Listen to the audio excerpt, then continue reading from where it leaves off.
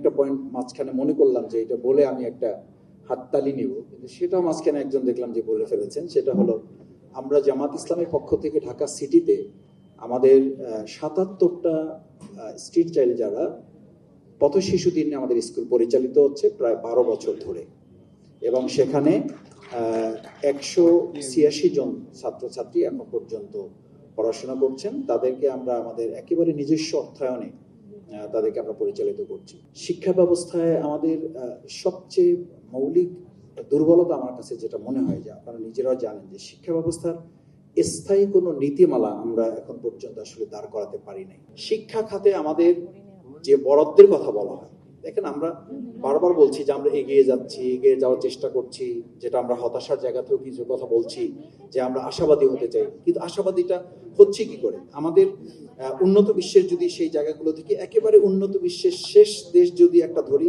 সেই চায়নার কথা আমি সময়ের কারণে কমিয়ে নিয়ে আসছি।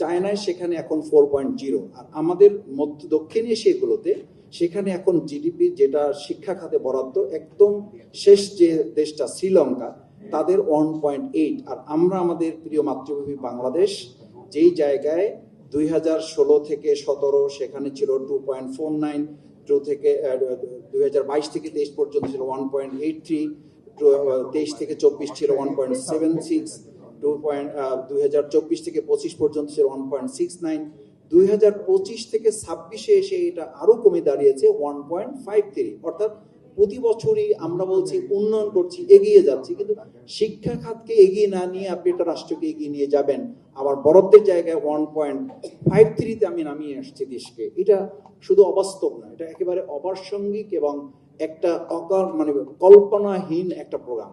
এই জায়গাটা থেকে আমাদের দেশকে আমাদের বেরিয়ে নিয়ে আসতে হবে। আমরা মানে আমাদের কি বলে যে ব্যাংক ডাকাতি হচ্ছে, এটা নিয়ে আমরা কথা বলছি, কিন্তু আমাদের শিক্ষা খাত যে শেষ হয়ে গেছে বিগত 17 বছর বা তারও আগ থেকে ধরে যদি আমরা ভাবি, তাহলে এই জায়গাটা কিন্তু আমরা অ্যাড্রেস করতে খুব বেশি স্বাচ্ছন্দ্য বোধ করি না, বা করলেও এটাকে আমরা ইম্পর্টেন্স দিয়ে এই জায়গাটা যদি আমরা ওন করতে পারতাম, তাহলে এই যে আস্তে আস্তে কমিয়ে নিয়ে আসছে সেই জায়গাটা কিন্তু আমরা হতে দিতে পারতাম না।